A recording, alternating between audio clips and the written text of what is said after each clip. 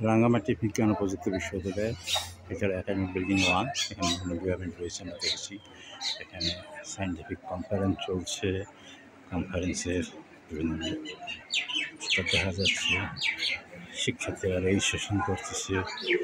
এবার এটা নিচতলাও অনেক সুন্দর ক্লাসরুম, এবং দেখা যাচ্ছে পথ কিন্তু অনেক পরিষ্কার। এখানে বিভিন্ন গ্রাফিক আছে, আশেপাশে সুন্দর গাছ, পাহাড়ের উঁচু কৃষ্ণচূড়া গাছ, একটা প্রাকৃতিক মনোরম পরিবেশ।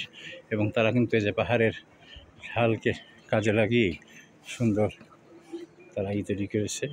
আমরা একটু আগে গিয়েছিলাম একাডেমিক বিল্ডিং 1-এ, এখন আমরা যাব একাডেমিক বিল্ডিং 2।